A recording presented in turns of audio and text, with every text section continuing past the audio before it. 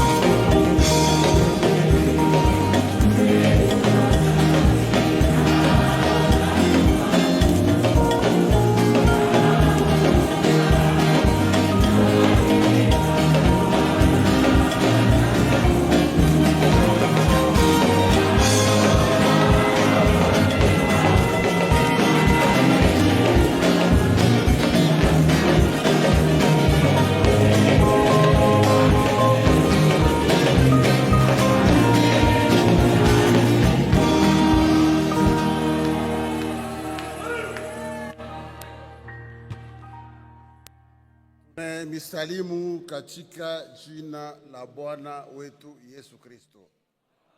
Au nom de notre Seigneur et Sauveur Jésus-Christ. Kitu ya furaha C'est vraiment heureux wakati tunapatana pafuashi hapa. lorsque nous nous rencontrons en ces lieux. Fuashi pia kunashuka baraka Parce que c'est en ces lieux que descendent les bénédictions ya bushima ya milele. et la vie éternelle. Mzuri kubanduku kuikala fuashi boya. C'est bien aux frères de demeurer ensemble. Sa mlima wa Hermon. C'est comme micro. Le mont Hermon. Le son ne me parvient pas. Le micro. Mont Hermon. Hermon. Asema iko saa C'est comme mafuta iko nateremka kundevu ya Aaron. l'huile qui descend à la barbe d'Aaron. Asema ndio pale Mungu iko natuma baraka ya bushima ya Il milele. dit que c'est là que Dieu envoie la bénédiction de la vie éternelle. Donc wakati tu anakuya hapa tupotesha wakati yetu hapa. En venant ici, nous ne perdons pas notre temps. Mungu iko hapa Dieu est là na shejo batoto yake. et c'est nous qui sommes ses enfants. Tutasoma makomunike. Nous allons lire des communiqués. Banduku na badada wale wanasafiri balikuwa msafari wanarudia banapikia Mungu asante. Les frères qui ont voyagé, que Dieu les a gardés à l'aller comme au retour, ils remercient Dieu. Bakutafuta kazi. Il y a les frères qui sont en quête d'emploi. Uko banduku na badada Il y a bagonjwa. les frères et sœurs qui sont malades. Bengine bamambra mafamia yabo beko bagonjwa. Et les autres qui ont leurs proches malades. Uko bengine batasafiri. Et ceux-là qui vont effectuer des voyages. Bengine batapresenter ma examen ya kwa chana Il y chana. en a qui vont présenter divers examens. Na bamingi beko na mambo banalomba maombi. Et ceux-là qui ont des problèmes demandent la prière. Ku biro ya badiakre banajulisha sengo carte d'électeur ya nduku mujinga mule bagelor. Il y a la carte d'électeur du frère Mujinga Moule Bagelor au bureau des diacres. Kama eko hapo ubio na muyua atakumbebia carte d'électeur ya. S'il est ici ou quiconque le connaît peut aller chercher sa carte. Uko montre dame, Il y a une montre d'âme, uko porte-monnaie ndani yake mko permis de il conduire. y a un porte-monnaie, dedans il y a un permis de conduire. Ndugu yetu Kazadi na dada yetu Mafika Notre frère Kazadi ainsi que la sœur Mafika banetujulisha sema banafuisha mtoto yao mwanamke wa 10 ans. ils nous informent qu'ils viennent de perdre leur enfant, leur fille de 10 ans. Kama Mafika mino wajia mnamfahamu? Je pense que vous connaissez bien la sœur Mafik. Banane banamuya da Mafika. Qui connaissent la sœur Mafik? Eko ne kala mu Kamanyola, Elle habite le quartier Camagnola, Congo ya hypnose. derrière l'hypnose, Avenue Moutaka, numéro 39. sur l'avenue Moutaka au numéro 39. Référence ni ya antenne ya Vodacom. La référence, c'est antenne Vodacom. Fusha mtoto yabo Elle a perdu sa fille miaka 10. de 10 ans. Ndugu Patrick Kalenga Le frère Patrick Kalinga wa ku Kalundu Musoko de Kalundu Musoko, yoni gra kungandanjika c'est en Gandanjika, eko katikati yetu. et parmi nous. Tutamulomba ndugu apate kushimama tumsalimu. Nous demandons aux frères de se lever pour que nous puissions le recevoir. Ndugu Patrick Musoko. Le frère Patrick Musoko. Patrick Kalenga. Patrick Kalenga. Patrick Kalinga. Ah, yeye ule kupale. Est-ce que Le voilà. kanisa inampokelea mjana la Yesu Kristo? Est-ce que l'Église le reçoit au nom de Jésus-Christ? Karibu katikati yetu ndugu. Vous êtes les bienvenus parmi nous, frères. Ndugu Chichi, Le frère Chichi, pastor wa kusandoa, il est pasteur de Sandoa. naye eko katikati yetu. Il est aussi parmi nous. Inetuletea masalamu ya banduku na badada ba kanisa ya Sandoa. Il nous transmet les salutations des frères et sœurs de l'Assemblée de Sandoa. Nous demandons au frère Chichi de se lever pour que nous puissions le recevoir. Ndugu Chichi eko pale. Il est là, le frère Chichi. Est-ce que kanisa inampokelea mjana la Yesu Kristo? Est-ce que l'Église le reçoit au nom de Jésus-Christ? Mungu akubariki sana. Que Dieu vous bénisse richement. Ndugu Kavundu anapikia Mungu asante. Le frère Kavundu remercie Dieu Kisha kuvunjika mkulu yake parce ya qu'après gauche, après sa fracture de la jambe gauche, kisha maombi na kumpakala mafuta kwa ndugu Chirunjika, après la prière et l'onction d'huile par le frère Chilunjika, Mungu anasema anapona kabisa le kabisa. frère dit qu'il est complètement guéri. Ndugu Patrick Mujiba anapikia Mungu asante. Le frère Patrick Moujiba remercie le Seigneur. Mungu anabariki maaktivite yake. Dieu a béni ses activités.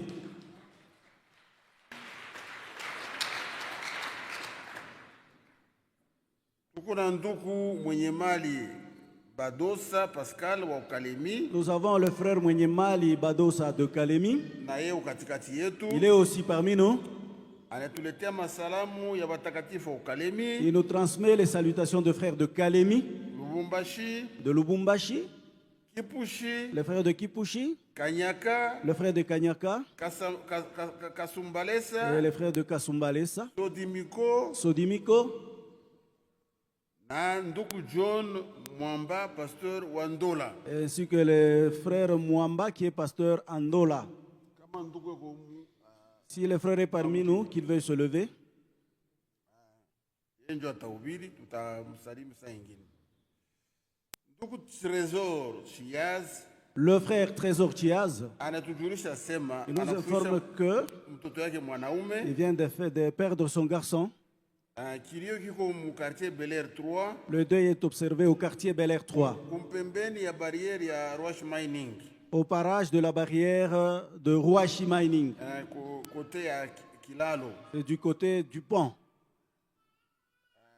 Ndugu nani jana tulijika bibi yake ya ndugu yetu Mandefu Hier, nous avons enterré l'épouse de notre frère Mandefou, da Dofe. la sœur d'Ofé. Ndugu Mandefu na jamaa yake yote Le- pamoja na jamaa ya dada Le frère Mandefou ainsi que toute sa famille et la famille de la sœur banapikia asante kwa ndugu na badada remercie les frères et sœurs juu ya ufariji balipata. pour l'assistance bénéficiée. Mungu imbariki sana. Que Dieu vous bénisse richement. Tutashimama juu ya kusoma sauti yako. Lèvons-nous pour lire la parole de Dieu.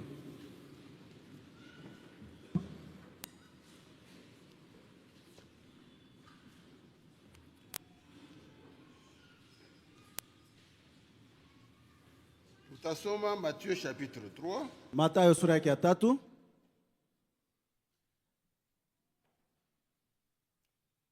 tutaanzia ku verset 1 kufika depuis le premier verset. verset 3 kisha tutaluka. En ce temps-là parut Jean-Baptiste Ile wakati Yohana Mbatizaji akaonekana prêchant dans le désert de Judée. akihubiri katika jangwa ya Yudea Il disait, akisema, répentez-vous car le royaume des cieux est proche. tubuni kwa sababu ufalme wa mbinguni umekaribia. Hii mhubiri hii Cette façon de prêcher ici, na leo tuko paka na hubiri hiyo. elle reste valable jusqu'aujourd'hui. Pawe kuokolewa, Pour être sauvé, tubu il te faut la repentance na ubatizwe mujina la Yesu Kristo. et le baptême au nom de Jésus-Christ. Hayakuwa périmé. Ce n'est pas encore périmé.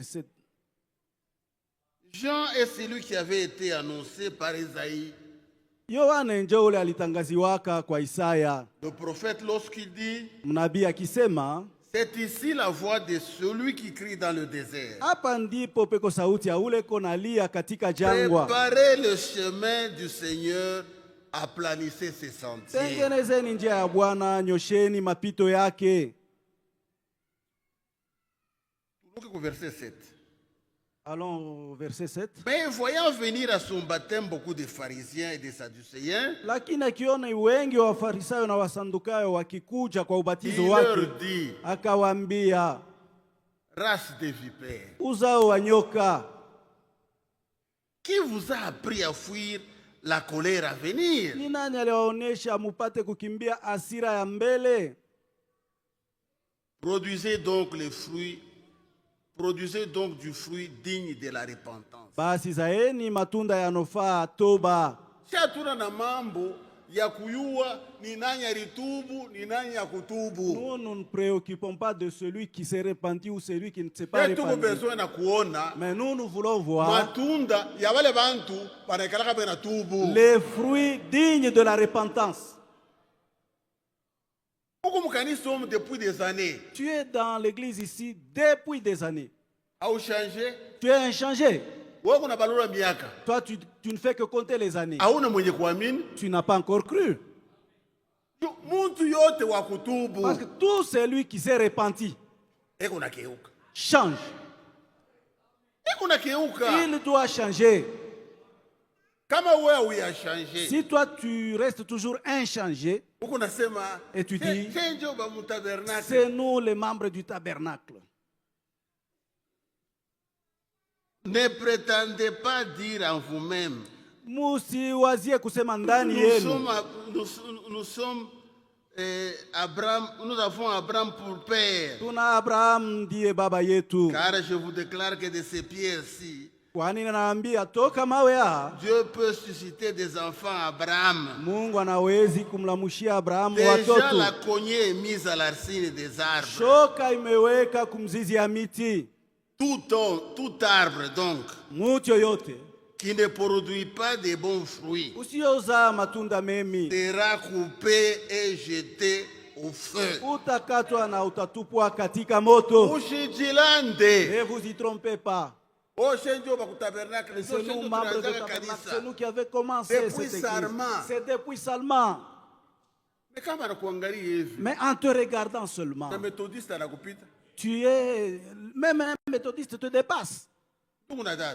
Frères et sœurs, nous ne venons pas jouer ici. Nous ne venons pas au pique-nique ici. Où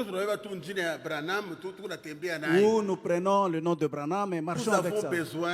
Tunahitaji des frères et des sœurs wandugu na wadada qui produisent les fruits dignes de leur wale repentance. wanatoa matendo yenye kustahili toba.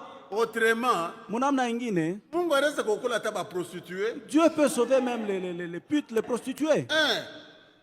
Banakutangulia. Et ils vont te dévancer. Mungu imbariki. Que Dieu vous bénisse. T'es perdu.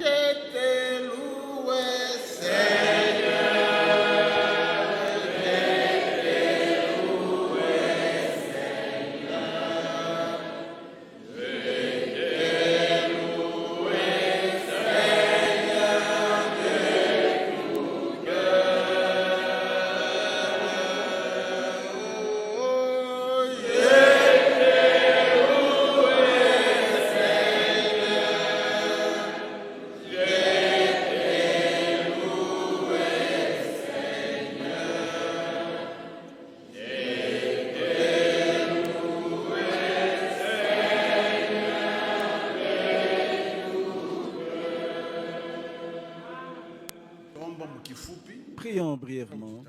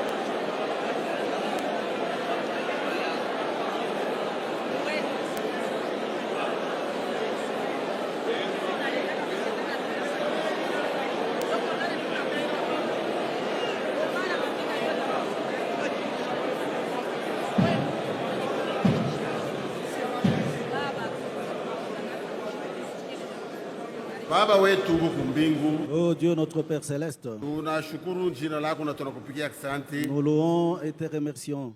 Maneno yako mwenye kutupenda sana. Parce que tu nous aimes tant. Na wakati unakuwa présence yako. Et en venant en ta présence. Ni juu tunayosema tutapata solution kwa mambo tulelaka nayo. C'est parce que nous savons que nous aurons la solution à nos problèmes. Tuze bagonjwa. Guéris les malades. Console ceux-là qui sont endeuillés. Souviens-toi de ceux-là qui vont voyager. Ceux-là qui ont divers problèmes, qu'ils trouvent solution chez toi. Il y a les frères qui ont voyagé et qui t'ont remercié. Ceux-là qui vont présenter des examens ont besoin de la prière. Puisses-tu les assister, toi notre Dieu. Nous voici devant toi, voulant entendre ta parole. Assiste ton serviteur et nous les auditeurs. Que nous soyons tous bénis parce que nous t'avons ainsi prié. Au nom de notre Seigneur Jésus-Christ, notre Seigneur. Amen. Amen.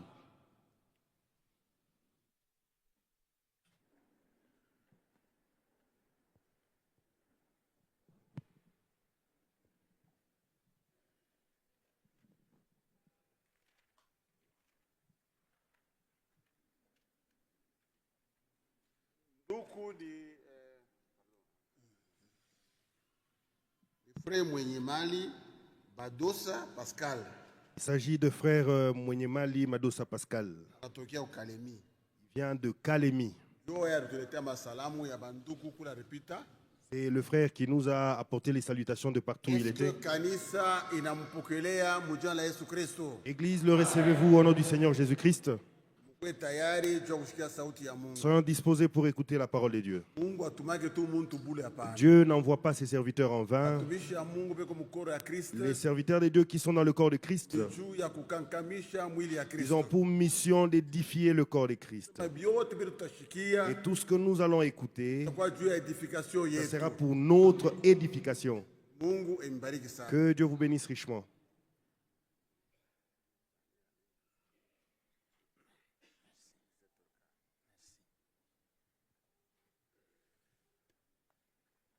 Je vous salue avec beaucoup de joie. Na furaha nyingi nawasalimia au nom de notre Seigneur et Sauveur Jésus-Christ. Jina la Bwana na Mwokozi wetu Yesu Kristo. Sans perdre le temps, nous allons nous lever. Bila kukawia tusimame. Ouvrons nos Bibles dans Luc chapitre 13. Fungulieni mabiblia yetu katika Luka sura 13. À partir du verset 22. Tusome kuanzia mstari wa 22. Jésus traversait les villes et les villages, Yesu alikuwa anatambuka mijini na miji, enseignant et faisant route vers Jérusalem. Akifundisha na kaenda kwa Yerusalema. Quelqu'un lui dit, mtu mmoja akamwambia, Seigneur, Bwana, n'y a-t-il que peu de gens qui soient sauvés? Ni watu wachache tu wataokolewa? Il répondit, akawaambia, efforcez-vous d'entrer par la porte étroite. Fanyeni nguvu kuingia katika mlango mwembamba. Car je vous l'ai dit, kwani nawaambia nini? Beaucoup chercheront à entrer et ne le pourront pas. Watu wengi watatafuta kuingia nao wataweza. Quand le maître de la maison se sera levé, aura fermé la porte. Wakati mwenye nyumba atakaposimama na kufunga mlango, et que vous étant dehors, nani mkikuwa nje, vous commencerez à frapper à la porte en disant, kaanza kupika mlango mkisema, Seigneur, Bwana, Seigneur, Bwana, ouvre-nous. Tufungulie. Il vous répondra, naye atawajibu, je ne sais d'où vous êtes. Si wajui nini. Alors vous vous mettrez à dire, alafu mtaanza kusema, nous avons mangé et bu devant toi. Tulikula na kunywa mbele yako. Et tu as enseigné dans nos rues. Nao ulifundisha katika njia zetu. Et il répondra, naye atajibu, je vous l'ai dit. Ninawaambia nini? Je ne sais d'où vous êtes. Sijui pahali mnapotoka. Retirez-vous de moi. Ondokeni kwangu. Vous tous ouvriers d'iniquité. Nini wote wafanyakazi uzalimu. C'est là qu'il y aura des pleurs et des grincements de dents. Ule kutakuwa kulia na kusaga meno. Quand vous verrez Abraham, Isaac et Jacob et tous les prophètes dans le royaume de Dieu, et que vous serez jetés dehors, n'en viendra de l'Orient, de l'Occident, du Nord et du Midi. Ils se mettront à table dans le royaume de Dieu. Et voici, il y en a des derniers qui seront les premiers. Et des premiers qui seront les derniers. Amen. Seigneur Dieu Tout-Puissant, nous sommes ici pour t'écouter nous parler. Je suis indigne de me tenir devant ton peuple, un peuple saint et racheté par le sang saint. Écarte-moi de la scène. Viens toi-même au milieu de ton peuple. Parle à chacun de nous, afin que lorsque nous quitterons ici, chacun de nous réalise que ça valait la peine qu'il vienne ici pour t'adorer et t'écouter. Guéris les malades, console les affligés, agis de manière visible et palpable dans la vie de chacun de nous. Au nom de Jésus-Christ notre Sauveur. Amen. Vous pouvez vous asseoir. Aujourd'hui, mercredi, demain, jeudi et vendredi, Dieu voulant, leo siku ya tatu, siku ya ine na siku ya tano kimpendeza Mungu, nous allons parler de surprises de jugement. Tutasemezea njoo ya kushutushwa kwa hukumu. Ceux qui seront surpris le jour du jugement. Wale watashutuka siku ya hukumu. Et le dimanche, nous allons changer les sujets. Na siku ya juma tutabadilisha tungo. Pour prier pour les malades, Dieu voulant. Na kimpendeza Mungu taombea wagonjwa. Ici, Jésus faisait route vers Jérusalem. Yesu alikuwa naenda kwa Yerusalema. Quelqu'un lui dit, ce n'était pas un païen, ce n'était pas un devin, ce n'était pas une personne des nations, c'était un juif, un croyant qui le reconnaissait comme Seigneur. Il lui dit, Seigneur, n'y a-t-il que peu de gens qui soient sauvés? Il leur répondit, efforcez-vous d'entrer par la porte étroite. Vous qui croyez, vous qui m'appelez Seigneur, vous qui me suivez, vous qui me reconnaissez, vous qui croyez en moi, ne jouez pas. Ne vous laissez pas dans la distraction. Efforcez-vous d'entrer par la porte étroite. Elle est tellement étroite que beaucoup ne la voyaient pas. Elle est tellement étroite que beaucoup n'y entrent pas. Mais vous qui m'avez reconnu, efforcez-vous d'entrer par la porte étroite. Pourquoi? Les jours arrivent, l'heure vient, quand le maître, car je vous l'ai dit, beaucoup chercheront à entrer, beaucoup chercheront à entrer et ne le pourront pas. Ça sera trop tard. Puisque c'est aujourd'hui qu'il faut entrer. C'est aujourd'hui qu'elle est ouverte. Mais l'heure vient, beaucoup chercheront à entrer et ne le pourront pas. Quand le maître de la maison se sera levé et aura fermé la porte qu'il a ouverte, et vous étant dehors, vous commencerez à frapper à la porte en disant, alisema, Seigneur, Bwana, Seigneur, Bwana, ouvre-nous. utufungulie. Il vous répondra, atawajibu, je ne sais d'où vous êtes. Sijue munatokea wapi. Je ne sais d'où vous êtes. Sijue munatokea wapi. Matthieu chapitre 7. Mathayo sura ya 7. Je vais y revenir. Matthieu chapitre 7. Mathayo sura ya 7. Je ne sais d'où vous êtes. Sijue munatokea wapi. Verset 21. Ceux qui me disent Seigneur, Seigneur, wote wananiita Bwana, Bwana, n'entreront pas tous dans le royaume des cieux, hawataingia katika ufalme wa mbinguni, mais seulement celui qui fait la volonté de mon Père qui est dans le cieux. yeye anayefanya mapenzi ya Baba yangu aliye mbinguni. Plusieurs me diront en ce jour-là, wengi wataniambia siku ile, Seigneur, Bwana, Seigneur, Bwana, n'avons-nous pas prophétisé par ton nom? hatukutabiri kwa jina lako?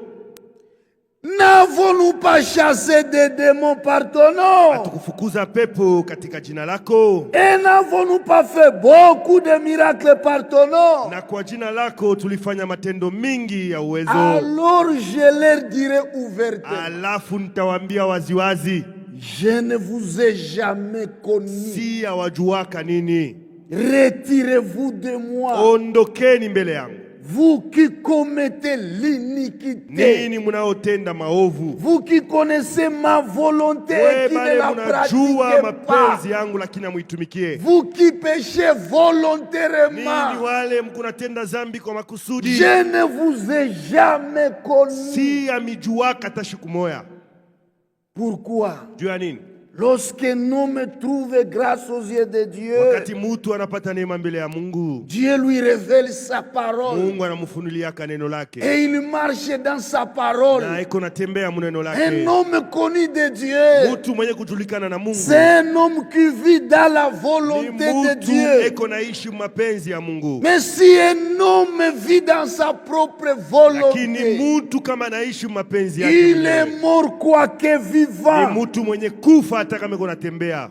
Exode 33:12. Kutoka 33 Moïse dit à l'Éternel, voici tu me dis fais monter ce peuple, Musa akamwambia Yehova, et tu ne me fais pas connaître qui tu enverras avec moi. lakini hauniambie ni nani utatuma pamoja nami. Cependant tu as dit, lakini ulisema, je te connais par ton nom, na kujua kwa jina lako, et tu as trouvé grâce à mes nawe yeux. ulipata neema. Maintenant, sasa hivi, si j'ai trouvé grâce à tes yeux, kama nilipata neema kwa macho yako, si j'ai trouvé grâce à tes kama yeux, nilipata neema machoni mwako, fais-moi connaître tes voies. unijulishe manjia yako. Alors je te connaîtrai, hivi basi nitakujua, et je trouverai encore grâce à tes yeux. na nitapata tena neema kwa macho yako. Considère que cette nation est ton peuple. Ona ya kama wa watu L'Éternel répondit, je marcherai moi-même avec toi, et je te donnerai du repos. na nitakupatia pumziko. Il était connu de Dieu. alijulikanaka Et na tu Mungu. as dit, j'ai trouvé grâce à tes yeux. Ulisema kama nilipata neema kwa macho Tu yako. m'as dit, je te connais par ton nom. Uliniambia kama unanijua kwa Si jina j'ai lako. trouvé grâce à tes Kama yeux, nilipata neema kwa macho yako, fais-moi connaître tes voies. unijulishe manjia yako. Fais-moi connaître ta volonté. Unijulishe mapenzi yako. Et je marcherai dans tes voies. Mie tatembea manjia yako. Si je marche dans tes voies, nikitembea manjia si yako, je me soumets à kama toi, najitisha kwako, je trouverai encore grâce à toi. pale mitapata tena neema kwa macho yako. Isaïe, Isaya il dit, mes voies ne sont pas vos voies, anasema hivi, manjia mes yangu pensées haina ne sont manjia pas yangu, vos na pensées. mawazo yangu si mawazo yenu. Isaïe chapitre 55. Isaya sura 55. Plusieurs diront, Seigneur, ouvre-nous, ça sera trop tard. Wengi watasema Bwana utufungulie, lakini itakuwa nyuma. Isaïe 55:6. Isaya 55 mstari wa 6. Cherchez l'Éternel pendant qu'il se trouve. Mtafute Yehova angali anaweza Invoquez-le kupatikana. tandis qu'il est prêt. Mumwite angali yeye karibu. Que le méchant abandonne sa voie. Mtu mubaya ache njia yake. Tu dois abandonner ta voie Unapasha kuacha njia yako pour marcher dans la voie de Dieu. upate kutembea manjia ya Mungu. Personne ne doit plus marcher dans sa propre Hakuna voie mtu anastahili tena et kutembea manjia yake prétendre servir na Dieu. kusema kuna mtumikia Mungu. Et l'homme d'iniquité s'est pensé, qu'il retourne à l'Éternel qui aura pitié de lui, à notre Dieu qui ne se lasse pas de pardonner. Car mes pensées ne sont pas vos pensées, et vos voix ne sont pas mes voix, dit l'Éternel. Autant les cieux sont élevés au-dessus de la terre, autant mes voix sont élevées au-dessus de vos voix, et mes pensées au-dessus de vos pensées. Personne ne peut se cramponner sur ses pensées. Personne ne peut s'engager dans ses propres voies et prétendre aller au ciel. Si vous voulez aller au ciel, qui que vous soyez, quoi que vous ayez, abandonnez vos voies. Marchez dans le voie de Dieu. Abandonnez vos pensées. Marchez dans la pensée de Dieu. Et la pensée de Dieu, c'est sa parole. Abandonnez votre orgueil. Abandonnez votre volonté. Abandonnez votre prestige. Marchez dans la voie de Dieu. Dieu n'est pas un grand-père. Dieu n'est pas un jouet pour que chacun fasse ce qu'il veut et à la fin entrer dans le royaume. Si vous aimez la vie, si vous voulez être agréable à Dieu, détachez-vous de tout ce qui vous sépare de Dieu. 1 Timothée chapitre 5, verset 6. Mais celle qui vit dans les plaisirs est morte quoique vivante. Veuve, mariée, jeune ou vieux, homme ou femme, celui qui se livre dans ses propres plaisirs,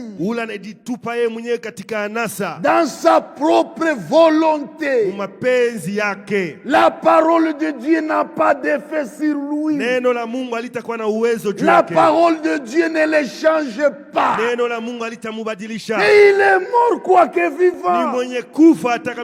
Et ce qui est plus grave est que le jamais assis dans les bas à l'église. Il est mort mais il dit Amen. Il est mort mais il dit Alléluia. Il est égaré mais il dit Dieu nous a sauvés. Mais non, abandonnez votre voix. Abandonnez votre volonté. Abandonnez vos pensées. Consacrez-vous à Dieu pour lui être agréable. Craignez, tremblez, obéissez, purifiez vos pensées, purifiez vos voix. Sinon vous serez surpris. Tu vas dire Seigneur, j'ai chassé les démons en ton nom. Oui, c'est toi qui les as chassés. Ce n'est pas le Seigneur qui les a chassés à travers toi. J'ai prophétisé par ton nom. C'est toi qui as prophétisé. Ce n'est pas lui qui a utilisé ta bouche pour prophétiser. J'ai prêché par ton nom. C'est toi qui s'est frayé un nom dans le nom du Seigneur. Tu as fait des choses. Tu as fait des voyages. Mais tu étais corrompu. Tu vivais comme un démon. Tu menais une vie double. Tu n'obéissais pas à Dieu. Il dira retire-toi de moi, ouvrier d'iniquité. Moi mes enfants m'écoutent. Moi mes enfants m'obéissent. Toi tu es l'enfant de qui rebelle. Tu ne m'as jamais respecté.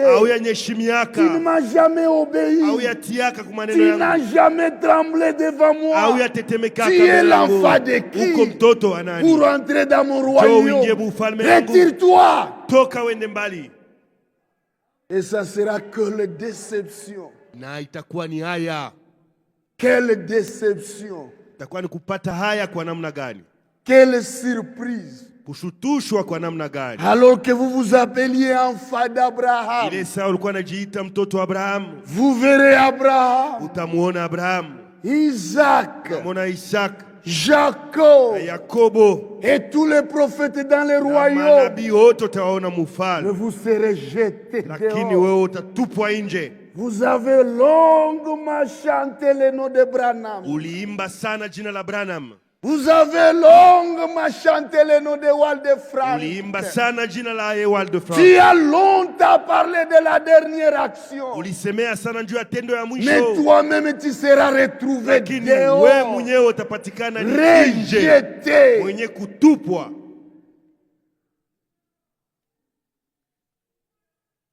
La tempête approche.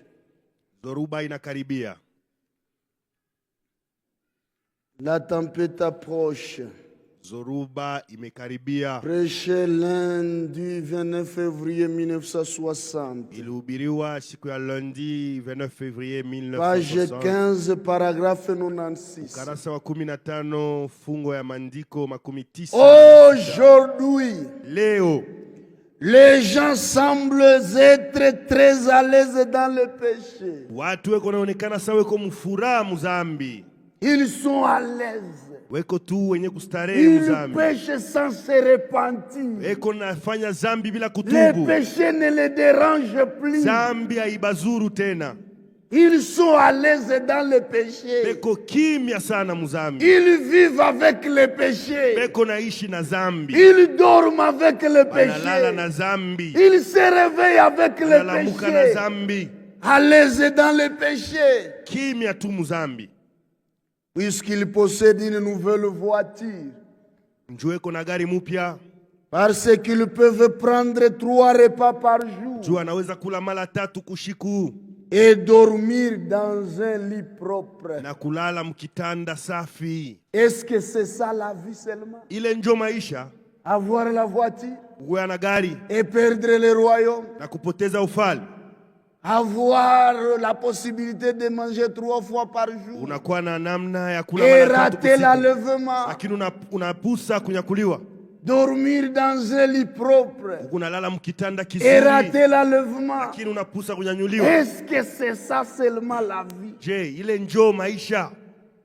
Si nous nous contentons avec cela, kama tunafurahikia ile bitu, nous serons les hommes les plus malheureux sur cette terre. Tutakuya wenye hole sana pa dunia hapa. Après avoir connu ce message, kisha kujua ujumbe hii, après avoir connu la vérité, kisha kujua ukweli, nous engager avec nos 2 mains à la charrie, tunabeba mikono yetu yote mbili tunaweka kugari, et puis regarder en arrière, kisha tunaanza kuangalia nyuma. Nous serons les hommes les plus décis de la terre. Tutakuwa watu watapatishwa haya sana pa dunia. Cela est merveilleux. Na ile ni ya mastajabu. Cela peut être cependant une bonne chose. Inaweza kuwa mambo mzuri. Mais lakini lorsque la prospérité vient comme cela, kama maendeleo inakuwa kama hivi, on oublie Dieu. Watu wanasabwaka Mungu. Chacun veut accroître son capital. Kila mtu anapenda fedha yake iongezeke. Chacun veut être l'homme le plus connu dans la province. Kila mtu anapenda mujimbo bamujue paka ye. L'homme le mieux habillé. Mtu latanza kuvala mzuri akwe paka ye. Et on abandonne Dieu à cause des choses insignifiantes. Na njoo ya vitu vya sipo maana unaacha na Mungu. Des choses inutiles. Vitu vya sipo bei na faida. Je pense que nous avons été tellement, nous les prédicateurs et nous les chrétiens, nous sommes trop préoccupés du programme de construction de nos églises. Nous sommes préoccupés d'avoir une meilleure église ou quelque chose comme cela, ou une plus grande église, des meilleurs bancs, des meilleures chaises, ou bien vous savez comment et ce que je vais dire. Et nous avons oublié l'essentiel. Nous avons oublié le jugement. Nous répondrons pour toute vaine parole sortie de nos bouches. Nous répondrons pour nos pensées. Nous répondrons pour nos actes. Il y a un jugement qui nous attend. Même si nous ne serons pas condamnés, mais nous serons jugés avant d'être couronnés. Nous comparaîtrons. Nous répondrons pour la vie que nous avons menée. Dieu ne va pas vous laisser vous en tirer comme ça.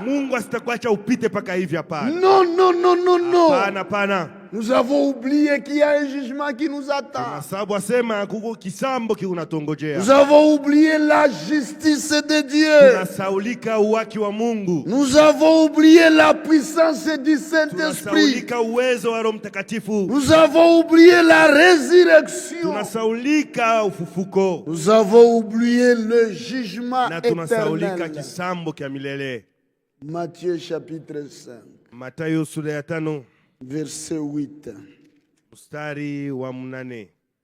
Matthieu 5. Heureux ceux qui ont le cœur pur, car ils verront Dieu. Ton cœur est comment? Ton cœur est noir comme le pneu du véhicule. Ton cœur est comment? Est-ce qu'il est lavé? Est-ce qu'il est purifié? Quelles sont les choses qui abondent dans ton cœur? Heureux ceux qui ont le cœur pur. Est-ce que ton cœur est pur? Ou souillé? Corrompu, noir comme des braises. Et vous dites, j'irai à l'enlèvement, j'irai au ciel. Mais tu as un cœur plein de malice, plein d'hypocrisie, plein de meurtre. Marc chapitre 7.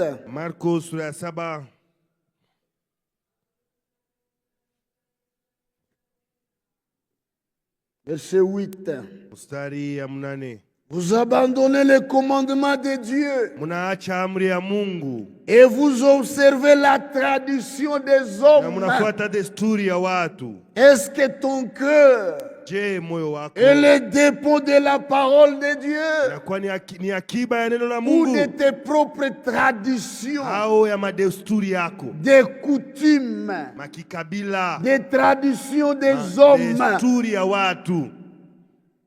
Il leur dit encore, vous rejetez fort bien les commandements de Dieu pour garder votre tradition. Verset 21 de Marc 7. Car c'est du dedans,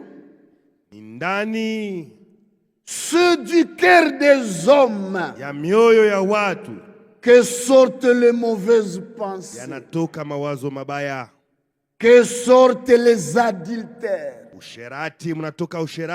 que sortent les débauches, que sortent les meurtres, que sortent les vols, que sortent les cupidités, que sorte les méchancetés, que sorte la fraude, que sorte les dérèglements, le regard envié, la calomnie, l'orgueil, et enfin la folie. Toutes ces choses sortent du cœur. Qu'est-ce qui est plein dans ton cœur? Mumoyo wako mnajaziwa nini? Tu chantes, c'est bien. Uko naimba ni mzuri. Tu prêches, c'est bien. Unahubiriaka ni mzuri. Mais qu'est-ce qui est plein dans ton cœur? Lakini mumoyo wako mnajaa nini? Ton cœur dégage quoi? Moyo wako unatosha harufu gani? Lorsque Dieu contrôle le cœur de chacun wakati ici, Mungu anachunguza mioyo yetu hapa, il voit quoi dans ton cœur? Muyako moyo eko naona monini? Les meurtres. Uaji. Vous avez assassiné combien de frères? Unesha kuua banduku ngapi? Je l'ai toujours dit. Na isemaka kila mara. Caïn a tué un seul homme. Kaini aliua mutu moja. Il a tué seulement Abel. Aliua tu ni paka Abeli. Mais toi, tu as tué combien de frères? Unesha kuua banduku ngapi? Tu as tué combien de sœurs? Unesha kuua badada ngapi? Combien ne peuvent plus venir à l'église à cause de toi? Wangapi hawawezi tena kuwa kanisa njoo yako? Combien ne peuvent plus prier Dieu à cause de ton wangapi comportement? wanashinda leo kuomba Mungu njoo ya mifano yako? Combien ont été assassinés avec ta wangapi langue? wanauawa na ulimi yako? Mais tu es à l'aise à l'église. Lakini uko tu kimya na mkanisa. Tu as chassé combien de gens à l'église? Ulifukuza watu ngapi mkanisa? Par ton comportement. Kwa mifano yako. Tu les as calomniés. Unewasemea vya bongo. Tu les as tués. Ulibaua. Tu as tué l'influence de tes frères. Unaharibisha Tu kavumu ya les as banduku yako. assassinés. Unebaua. Et tu dis que c'est Caïn qui est méchant. Na huku unasema Kaina ndio mbaya. Mais toi, tu es plus méchant que Wewe Caïn. unamshindia na Kaina mbaya. Combien de frères pleurent Banduku ngapi à beko cause nalia? du mal que tu les as Kwa fait? vibaya bila ulibafanyia. Combien de sœurs pleurent Dada ngapi beko à nalia? cause du mal que tu les as Kwa fait? vibaya bila ulibafanyia. Et vous pensez que vous vous en sortirez sans Na vous unawazia repentir? sema utatoka mpaka hivi bila kutubu. Une chose seulement arrête la colère de Dieu. Kitu moja kinasimamisha kasirani ya Mungu. C'est la repentance Ni sincère. toba ya moyo wa haki. Elle doit être sincère. Inapasha kufanyika na moyo wa kunyoloka. Tu as calomnié quelqu'un, va lui dire. Ulimsemea Ouvre mtu ta bongo. bouche. Wendo Dis-lui kamwambie. pardonne-moi, je t'ai Umlombe huruma, calomnié. nilikusemea vya bongo. Si tu ne le fais pas, Kama tu uifanyi ne seras pas pardonné. hautasamehewa. Rien d'autre n'arrête la colère de Dieu. Hakuna kitu kinasimamisha kasirani ya Rien Mungu. d'autre ne peut effacer le péché Hakuna kile kinaweza kuzima dhambi que le sang de l'agneau de Dieu. isipokuwa damu ya mwana kondoo wa Mungu. Tu as volé au travail. Uliiba mkazi. Ramène les choses volées. Rudisha vitu vile uliiba. Ce n'est pas un jeu. Haina michezo. Tu dois prendre la décision. Beba mpango. Tu dois ramener ces choses. Rudisha vitu uliiba. Tu as eu un enfant hors mariage. Ulipata Tu mtoto dois nje dire ya la ndoa. vérité à ton mari. Ambia bwana yako kweli. Sinon tu vas rester longtemps à l'église. Bulo utabakia mkanisa wakati Mais tu mrefu. seras déçu. Lakini utapatishwa Tu haya. seras rejeté à la fin de la Tupwa course. mwisho wa safari. Dieu dira, retire-toi de moi. Je ne Mungu te connais atasema pas. ondoka sikujue.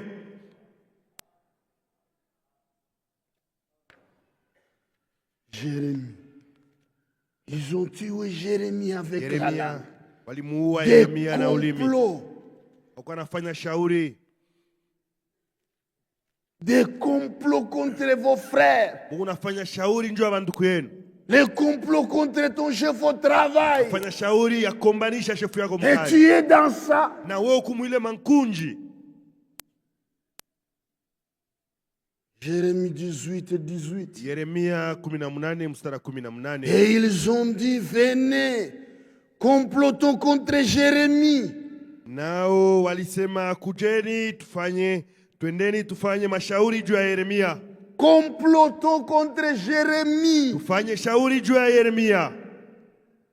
Complotons contre Jérémie. Tufanyeni mashauri juu ya Yeremia. Car la loi ne payera pas faute de sacrificateur. Maana sheria Ni le conseil faute de ça. haitapotea Ni kuhani. la parole faute des prophètes. Wanashauri Venez. kujeni Tuons-les avec la langue. na tumuue na ulimi.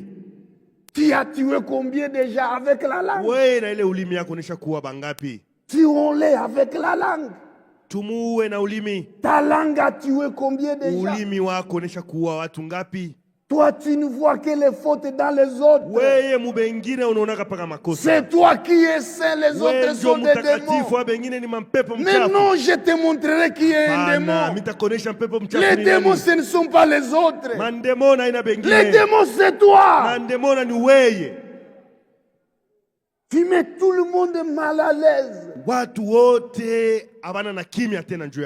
Tu parles, tu ne te contrôles pas. Tu domines ton mari dans le foyer. Toi, une femme, tu ne te soumets pas. L'homme parle, toi aussi tu parles. Et vous engagez des querelles. Mais vous êtes dans quel foyer? Est-ce que vous vous préparez pour le retour du Seigneur? Ou bien vous vous préparez pour descendre dans le feu? Des dettes impayées. Vous permettez de vous engager dans des dettes terribles. Insatisfait de ta vie. Insatisfait. Hautosheke, hapana hautoshwe. Tu dis quoi, frère? Insatisfait. Hautosheke. Tu cherches quoi? Tu veux bâtir un royaume ici sur la terre? Ou tu veux aller là où on est allé nous préparer une place? Il ne restera pierre sur pierre qui ne sera pas renversée. La terre sera bientôt détruite. Bientôt tout est fini. Ne vous laissez pas distraire dans ça. Si Dieu vous les donne, recevez-les. Mais ce n'est pas une élite pour être riche. Notre élite, c'est d'être rempli du Saint-Esprit. Romains chapitre 13. Waroma sura 13.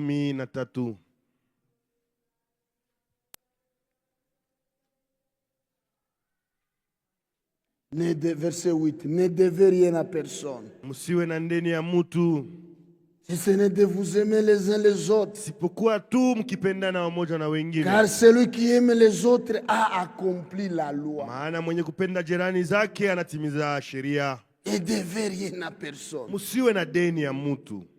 Ne devez rien à personne. Christ s'est révélé dans sa propre parole. Page 3, paragraphe 12 au milieu. Et maintenant quelqu'un a dit, devrions-nous acheter une voiture? Ou bien que devrais-je faire?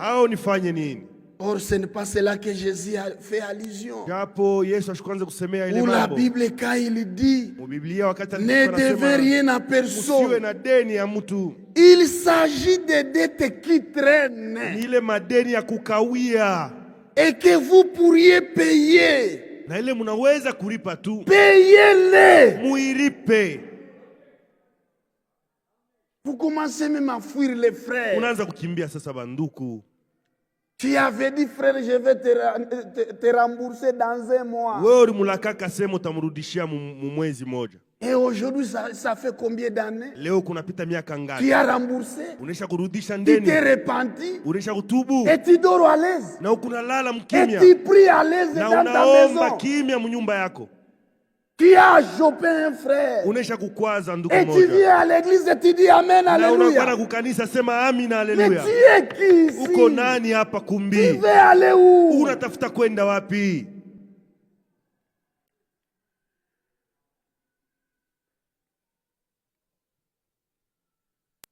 Des dettes. Proverbe. Ne devez rien à personne. Proverbe chapitre 22. Des dettes. Des dettes impayées. Nuit à la réputation de l'église. Verset 26. Mstari wa 26.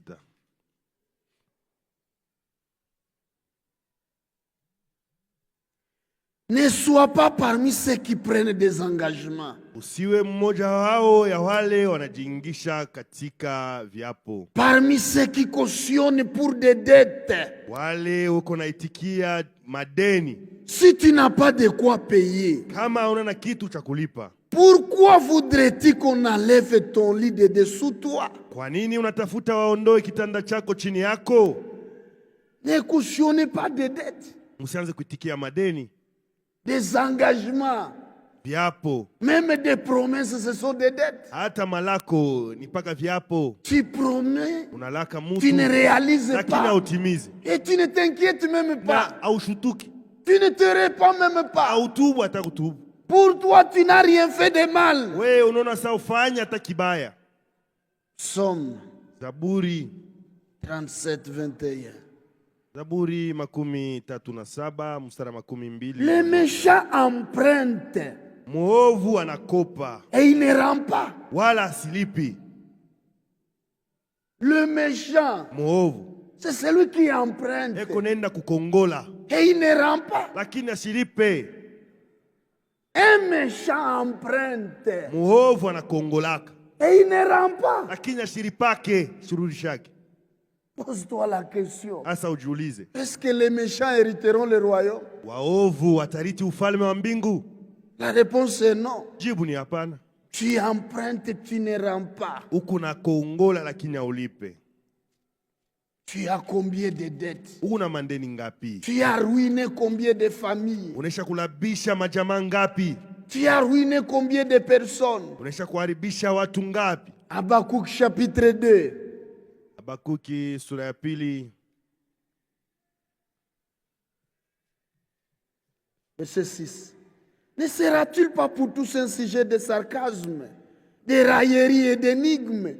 On dira, malheur à celui qui accumule ce qui n'est pas à lui. Watasema, ole kwake yeye eko na weka mali nyingi lakini asipo yake. Jusqu'à quand? Kufika wakati gani? Malheur à celui qui augmente les fardeaux de ses dettes. Ole wake yeye eko na mzigo wa mandeni. Des fardeaux de dettes. Uko naongeza mzigo wa mandeni. Et tu chantes, je suis pèlerin étranger. Na uko naimba sema kumsafiri. Un pèlerin avec des fardeaux. Mugeni msafiri na mizigo mizito. Un pèlerin doit se préparer étant léger. Mugeni anapasha kwa mpepelo. Proverbe 27. Les riches dominent sur les pauvres. Et celui qui emprunte est l'esclave de celui qui prête. Alors que la Bible dit nous avons été rachetés à un grand prix. Ne nous rendons plus esclaves des hommes.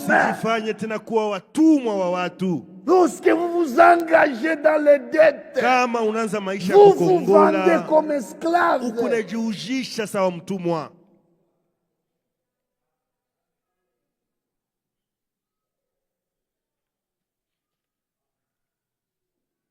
Dans cette prédication, Christ s'est révélé dans sa propre parole.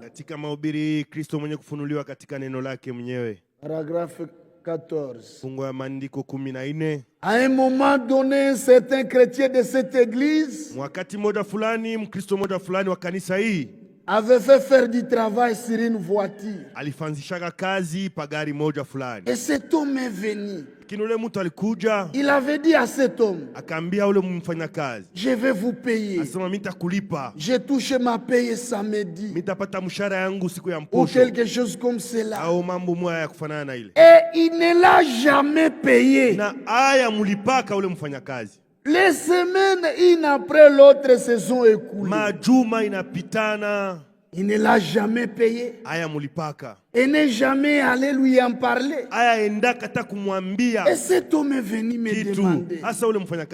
Il a dit, voyez-vous, Cela nuit à la réputation de l'église. Cela déshonore le nom de Christ. Si vous ne pouvez pas le payer, allez le lui dire, dites. Je suis en dette avec vous. Je vais vous payer.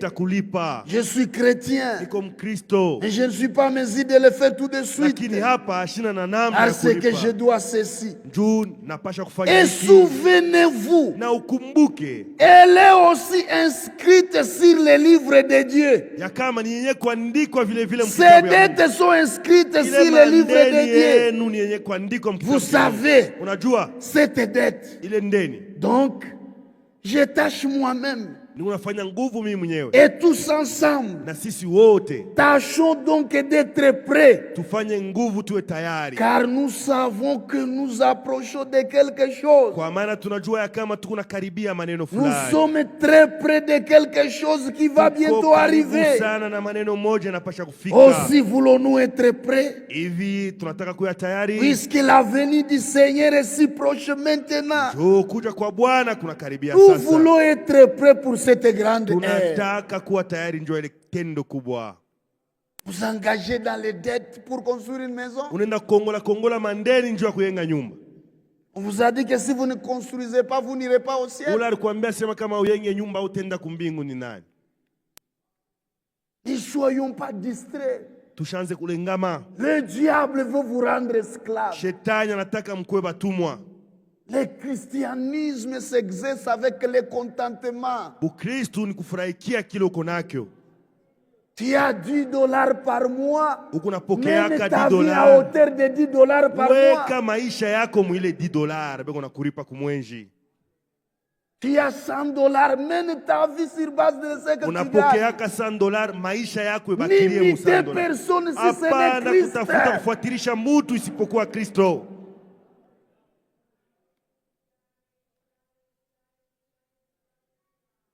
L'écriture sur la muraille. Andiko juu ya ukuta.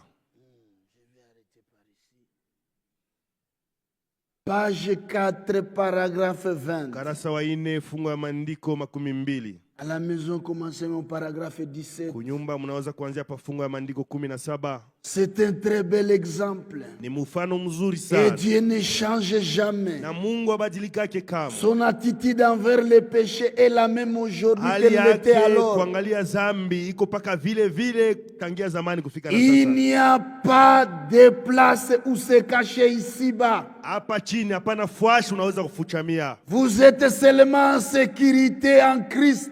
Uko mukingo paka tu ndani ya Kristo. Et dans cette grande ville. Na muji mnene. À Babylone. Babeli. Alors qu'ils sentaient qu'il n'y avait aucune possibilité au monde. Walikuwa na wazia sema hakuna tena namna ingine pour dunia. qu'une armée puisse jamais envahir cette ville.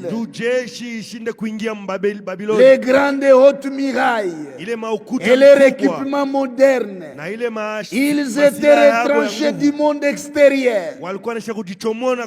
Mais ils savaient bien peu qu'il y avait une nation méchante appelée les Mèdes et les Perses,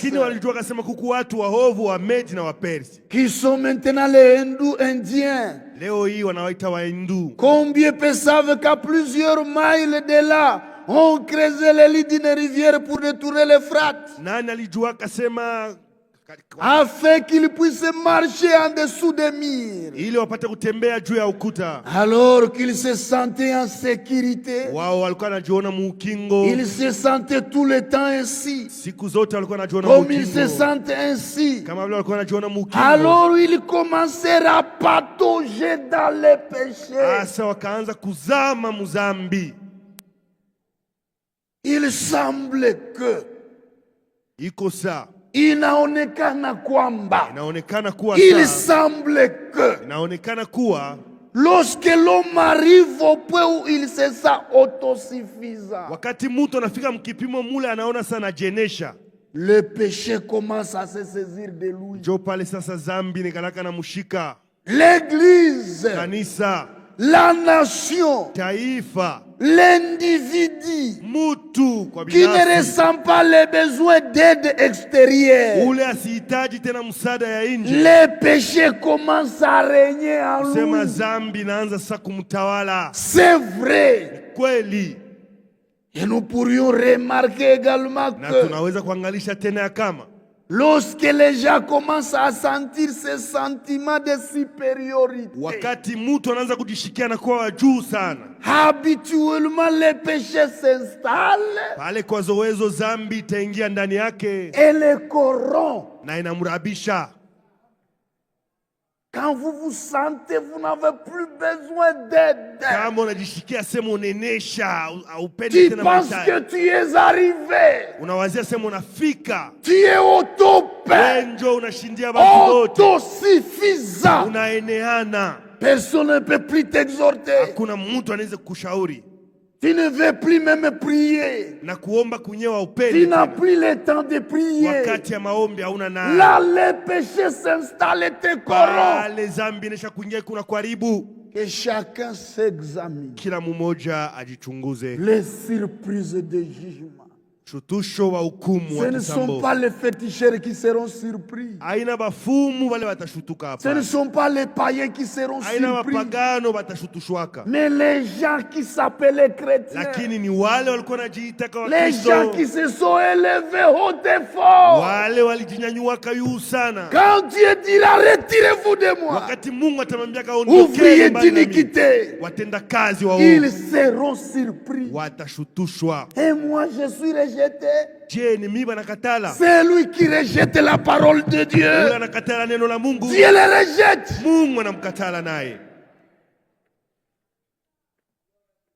Que Dieu vous bénisse.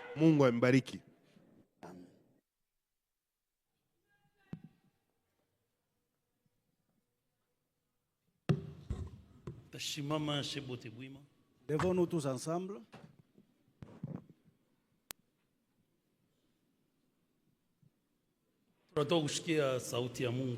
Nous venons d'écouter la parole de Dieu, la parole de sanctification.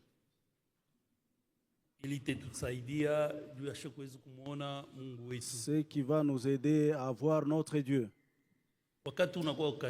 En venant ici à l'église, nous venons écouter la parole de Dieu et l'obéir.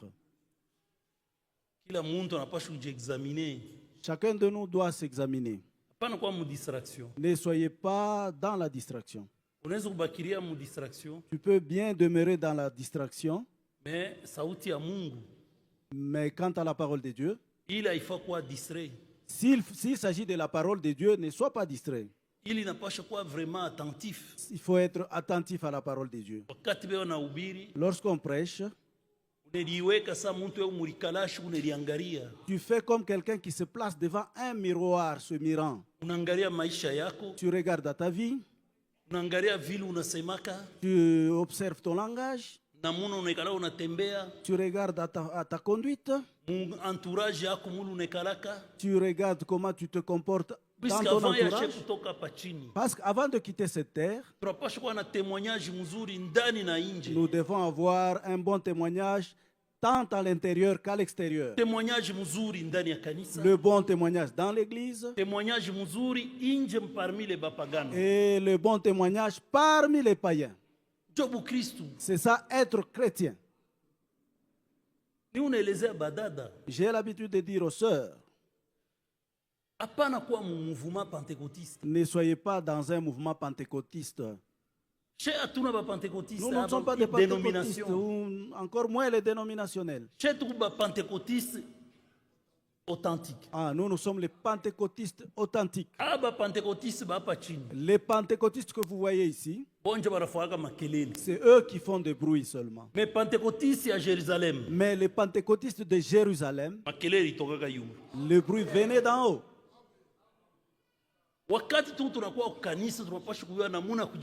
Lorsque nous venons à l'église, nous devons avoir un comportement digne.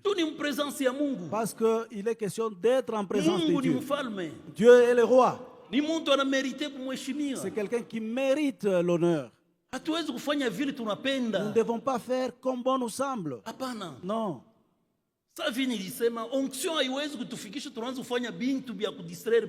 je l'ai dit, que l'onction ne nous amène pas au niveau où nous distrayons les autres. Vous commencez à courir dans des couloirs. Comme je suis en train d'exhorter, vous tournez, vous poussez des cris. Non. C'est le moment où il faut méditer. Le frère Franck dit, le temps est proche. Dans la brochure Le temps est proche, Après prédication, il dit qu'après la prédication, même si nous envoyons un cantique, ce n'est plus le moment de bouger où tu es. C'est le temps de rester en esprit de méditation. C'est là que le Saint-Esprit plane dans la salle. Et si nous-mêmes nous sommes en débandade, l'Esprit de Dieu ne peut plus agir. Nous devons connaître le pourquoi de notre présence ici. Nous venons ici après avoir cru que la parole de Dieu nous sanctifie. Comme nous venons de l'entendre, nous allons prier. Regarde ta conduite, observe ta conduite. Est-ce que tu as l'habitude d'achoper les frères et sœurs dans ta conduite? As-tu déjà reçu des remarques émanant des frères et sœurs sur toi? Si c'est le cas, ne te justifie pas. Prends ces remarques-là, va devant la croix avec ça et dis à Dieu.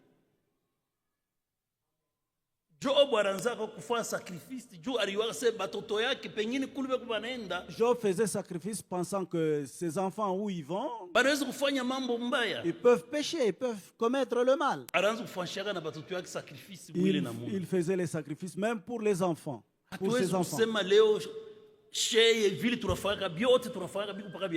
Ne prétendons pas que tout ce que nous faisons est bon. Non. Dans notre prière, Seigneur, disons, Seigneur, peut-être que je fais les choses qui scandalisent le frère. Peut-être que mon langage fait mal aux sœurs. Aide-moi que j'ai un bon langage. La Bible dit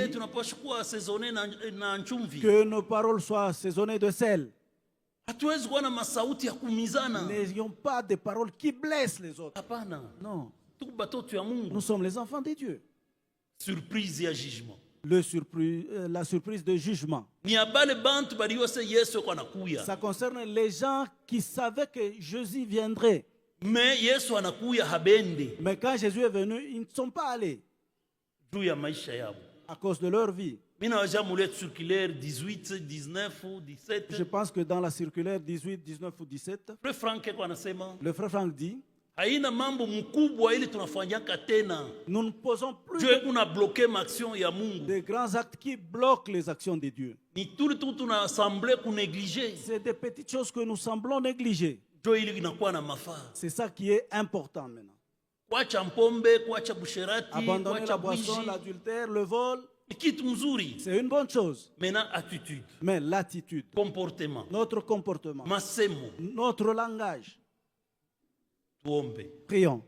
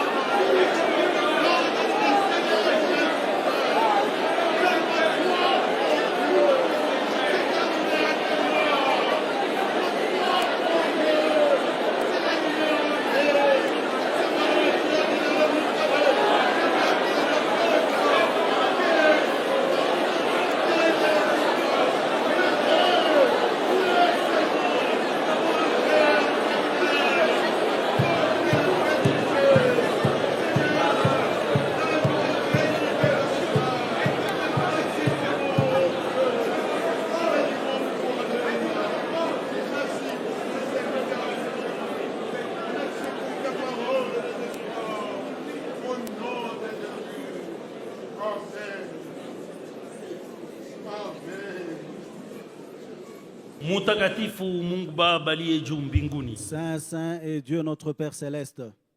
Tunakupigia asante na kushukuru juu ya neno lako ya magharibi ya leo. Nous te disons merci pour ta parole de ce soir. Sheye tuko batoto yako. Nous sommes tes enfants. C'est pourquoi tuko tunakosa. Voilà pourquoi nous nous trompons. Tunakuomba Seigneur utuachilie makosa yetu yote. Nous te demandons Seigneur de pardonner à tous nos péchés. Ili tuweze kukosea banduku au badada. Les péchés que nous avons commis vis-à-vis de nos frères et sœurs. Ili tuweze kukosea bajirani. Vis-à-vis de nos voisins. Mambo inaangalia madeni. Pour ce qui est des dettes. Mambo inaangalia maisha. Concernant la vie. Ile yote Seigneur tunakuomba huruma. Et nous te demandons pardon pour tout cela Seigneur. Kwa sababu ausemake bure. Tu ne parles pas en vain.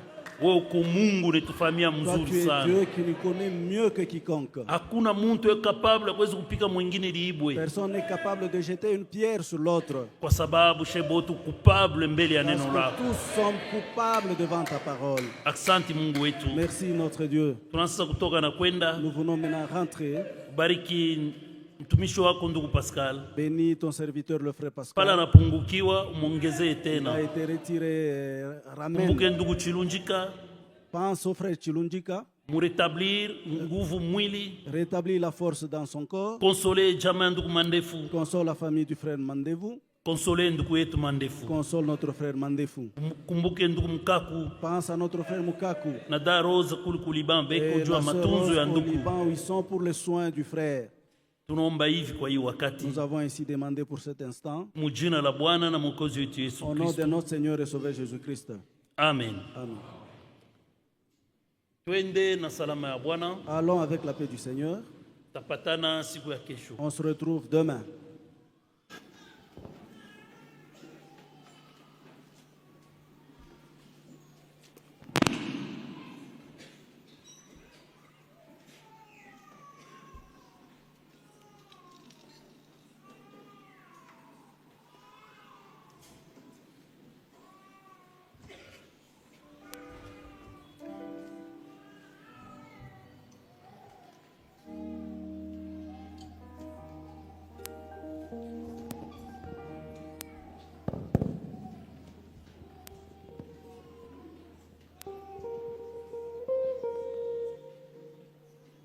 Nipenda kumielezea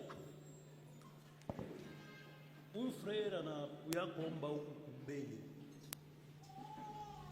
Kama mnamwona anaingia mwanzo msivrie. Ça fait 2 fois banambamba na mpanga iko natembea na mpanga. Haina kitu nzuri sa mtoto ya Mungu. Badi yake banashu muinterpeller 2 fois. Hii dimanche ilipita alikuwa na mpanga anashu kuifuchika munani. Prere kupata. Kama unamuona anakuwa eku sana kintu moja kumkono au saki, kueleze badi yake. Informer les diacres. Frère Branham alianza kuexpliquer histoire moja ilipitaka aux États-Unis. Le frère Branham racontait une histoire qui s'était passée aux États-Unis. Mtu moja bibi yake alikuwa mu église. Il y avait quelqu'un qui avait sa femme dans l'église. Alikuwa na problème na bibi. Il avait un contentieux avec sa femme. Alikuwa na problème na bibi. Il avait ule mtu anakuwa na bunduki anaingia mkanisa. Et l'homme était entré avec une arme dans l'église. Anapika bibi masashi. Il avait abattu la femme. Kisha anapika na pasteur masashi. Et même les pasteurs étaient abattus. Frère Branham anasema kama kulikuwa badiaka, s'il y avait des diacres, baliweza kumwempeshe kufanya ile mambo alifanya. Il pouvait l'empêcher de poser cet acte. Badiaka ni ba policiers ba kanisa pendant le culte. Sont des policiers de l'église pendant le culte.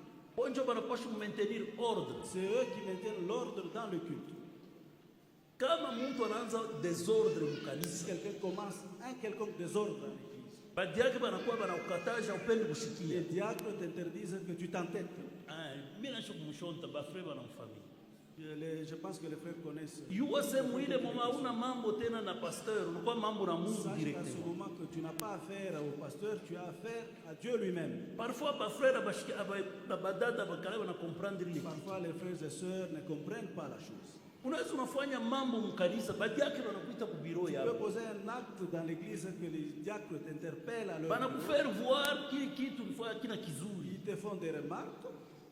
Kama unakatara kubashikia, si tu refuses de les écouter, haina sawa unakatara kusikia pasteur. Ce n'est pas le pasteur que tu as refusé d'écouter. Unajiopose kwa ordre ile Mungu aliétablir mu assemblée locale. Que tu t'es opposé à l'ordre établi dans l'assemblée locale par Dieu lui. Hapa tu iko shebote papa badiakre kama tuko mkanisa beko na droit eta kudeplacer mimi huko niweka. Tel que nous sommes ici à l'église, le diacre ont le droit de me déplacer, même moi. Kufuatana na ile raison bana juger quoi juste. Conformément à ce qu'ils vont trouver comme juste. Mais souvent tunaonaka badiakre ça bantu baibule. Nous prenons les diacres comme les gens de rien du tout. Beko établi dans ma condition moi na bancien. Ils ont établi dans les mêmes conditions comme les anciens. Ni assistant ya pasteur. C'est des assistants du pasteur. Ils baptisent aussi. Pourtant c'est le pasteur qui doit baptiser. S'il est occupé, c'est les diacres qui le font. Ils servent au repas du Seigneur. Si tous les anciens ne sont pas là, c'est eux qui exhortent l'église. Bien qu'ils ne sont pas des prédicateurs. C'est eux qui conduisent des réunions de prière. Parce que ce sont les assistants du pasteur. Vous qui avez l'habitude de désobéir à ce que le diacre vous dise, sachez que vous désobéissez à l'ordre établi par Dieu lui-même. Parce que comme on a désobéi l'ordre établi, en désobéissant à l'ordre établi par Dieu. Comment Dieu va-t-il t'exaucer? Comment Dieu va-t-il t'honorer? Comment Dieu va-t-il te bénir? C'est pourquoi nous avons un problème. Voilà pourquoi nous avons beaucoup de problèmes dans nos vies. Nous ne venons pas ici pour briser l'ordre établi par Dieu. Nous venons ici pour respecter l'ordre établi par Dieu. Ça fait 2 fois frère je voulais vous faire signe de cela parce que ça fait 2 fois que le frère s'amène avec une machette. Souvent, et souvent en montant ici à l'estrade, je l'ai déjà une fois interpellé dans le bureau pour qu'il cesse avec sa pratique là. Mais dans l'église, vous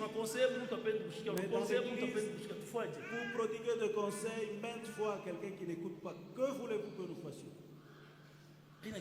Ce n'est pas une bonne chose ça. Nous devons être dans une église très bien disciplinée. L'église doit être disciplinée. Chaque église a son ordre et sa discipline. C'est ça que je voulais vous dire. Sachant que le comportement, la conduite du frère n'est pas acceptable.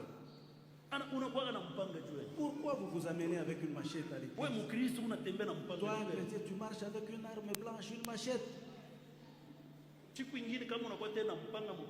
jour, si tu t'amènes avec ta machette là à l'église, les diacres vont te mettre dehors. Allons avec la paix du Seigneur.